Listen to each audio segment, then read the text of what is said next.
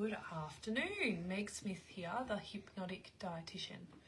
I've got a little friend here coming in and out, so if I look distracted, it's because I'm looking over at him. About to go for Father's Day Kinder. My gosh, has anybody else had just tummy bug after tummy bug lately? We have had, our whole house has been hit multiple times over the last couple of weeks.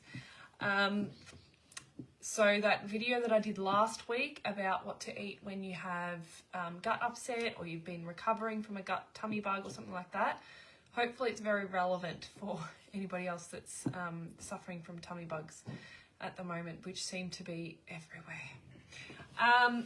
I wanted to touch on today some things about when to get tested for, or when gut problems become a bigger problem and when they need to be not just put down to, oh, that's just how I am, or that's just my diet. I've had quite a few questions lately with people coming in to face-to-face consultations about having these irregular bowel activities and annoying kind of symptoms, but they could be something more. So the biggest thing is, if you notice that there's something not quite right and you've got other histories of allergies or skin rashes, those sorts of things, sometimes those bowel conditions can be on the same genes, and they need to be checked. They need to be tested, because if you just keep putting it down to, oh, I can't eat that, or I can't do that, or if whenever I have bread, that makes me get diarrhea and then I get constipated for another couple of days, you can and then just self-diagnosing by taking that particular food out of your diet.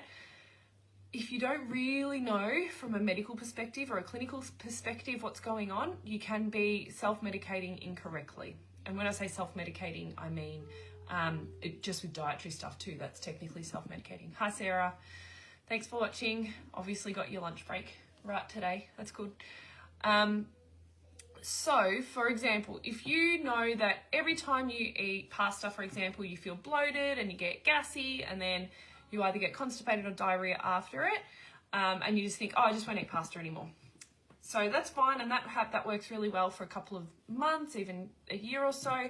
And then you start thinking, oh, it now happens when I have porridge, or it now happens when I also eat bread. So I'm just going to switch to gluten-free bread, and I'll just cut porridge out of my diet.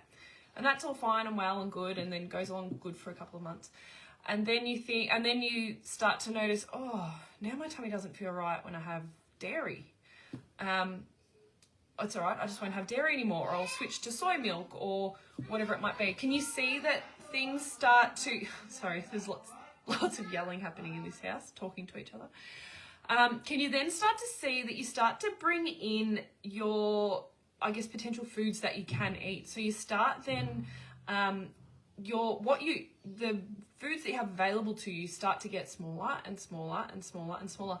And the thing is, if you're cutting these out and it's not the correct thing, that you're actually, like, if you're not treating the right medical condition or the right condition with your gut, then you could potentially be doing more harm. So, for example, if you realize that, you know, I just react to dairy, wheat, and dairy pasta and bread, for example, so I just don't eat those. If it is celiac disease that you have and you've just cut out the dairy, the bread, and the pasta, you can actually be still damaging your gut, but just not getting massive reactions from certain foods.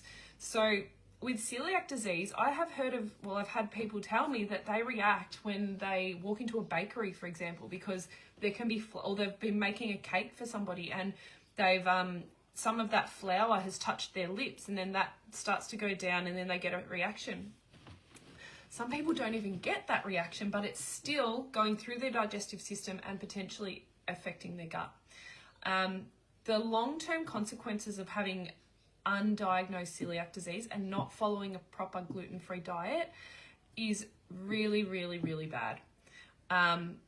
So there is higher risks of bowel cancers, and then I've also had clients who've had massive ulceration and scarring on their bowel because they didn't know that they had celiac disease for so long, but they thought, oh, I just know that my tummy's a bit funny with these sorts of things. So my first advice is go and chat to your doctor. If you're not sure whether you need to or not, if somebody comes into the clinic with me and they've got, these are probably the most typical ones, low iron, or they've had a history of low iron, they react to dairy, or they realise that they can't have lactose because it just runs straight through them. And then if they get wind and bloating and things from wheat-based foods, as well as any other autoimmune disease or any other allergy. So allergy could be that they get eczema or skin rashes. It could be that they're allergic to peanuts or something like that, because that tells me that their immune system has something going on. And generally, I'm always sending those people off to get tests done with the doctor before we go ahead with. Most of those people come in and say, I need to do a FODMAP diet because I react to wheat. Other people will come in and say, oh, I eat gluten-free because I feel better without having it. But they've never done the celiac testing, which is okay, but there is so many traces of gluten in other foods that can cause problems that you might not actually be knowing about. I know there's someone watching today who knows somebody who doesn't get a symptom when they have gluten, but they are diagnosed with celiac disease. So that means if they are exposed to gluten, they don't actually know that they've had the exposure, but their gut is having the immune reaction from the inside. And if that keeps happening and happening and happening, that's when that damage can occur to the lining of the gut, which is really dangerous. So what are the steps you need to take? And is this for you? So number one, and these aren't the only things, this is by no means an exhaustive list, but it's a really good place to start. So if you've got a history of low iron, and the reason I say low iron is because irons are really large. When we're talking of micronutrients, iron is quite a large molecule. And if there is an inflammation on the lining of your gut, it's too big for your gut to be able to digest and absorb. So often people with undiagnosed gut problems have low iron as well.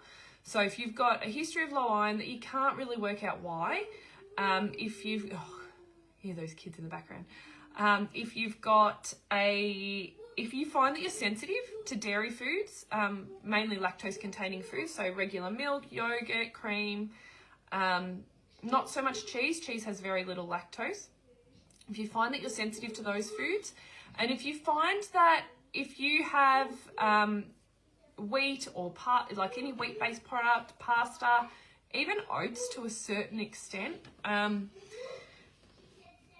so noisy, then potentially it's worth chatting to the doctor about just getting a celiac screen done. And that involves, it's a blood test, and what they're looking for is if in your blood you are creating antibodies to gluten. And if that's happening, then the next stage would be that I would hope that the GP would then be referring you off to a gastroenterologist. So, the blood test though, if you're following a gluten-free diet or relatively gluten-free diet, low gluten diet, the blood test is likely to come back negative even if you do have celiac disease. And that's because there's not enough antibodies, and antibodies are created when we have something that our body wants to fight. So if you, for example, have undiagnosed celiac disease and you're not eating wheat or a lot of it, there won't be enough of the antibody floating in your blood to be able to cause a reaction or to cause a response on a blood test. So we need to make sure that you're following a specific, and I will put this in the resources in the group, a specific protocol of 10 grams of gluten per day for about 4 weeks before you have a blood test. So, and off the top of my head, I don't want to say this because I'll probably get it wrong, but it's so basically the equivalent of 4 slices of bread a day, gluten-containing bread. But there's other things as well that you can include. So if you're having that much bread and you know or pretty well that much gluten, then, and you've got these symptoms, you've got a history of low iron, you've got, you notice that you're sensitive to lactose. And again, you don't have to have those two things as well. But these are sort of like the red flags that come up when I'm talking with people if they've got a gut problem. then generally I would be sending people off to the doctor, and I would be getting them to test the celiac antibodies, iron studies, something called CRP, because that shows how much inflammation is going on in the body, and often something else called fecal calprotectin, which is a lovely test where you collect some stools, and then that gets sent off to see the inflammation, if there's any inflammation within your stool as well. So that's also looking at something else, which isn't just celiac disease, but also potentially there are other conditions that can cause problems like this, inflammatory bowel diseases. All of these things really need to be ruled out before you decide that I'm just going to cut that out of my diet. You don't want to be just cutting things out willy-nilly, because you then start to really reduce your variety that you can include in your diet, which can affect your overall gut health anyway.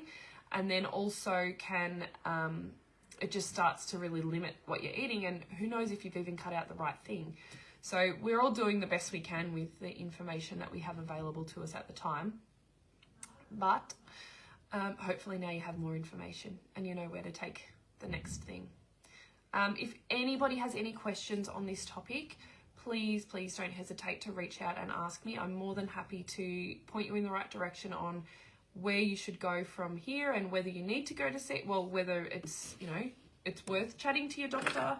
And if you have any symptoms or anything like that, working out what is likely to be, gut related, dietary related versus clinically related. Generally, I'm regularly going to send somebody to the GP to say, do some more further investigation, because there's so many people that just self-regulate, and they do so for such a long time that it's just not worth cutting it out and just going down the dietary path straight off without getting everything else checked first.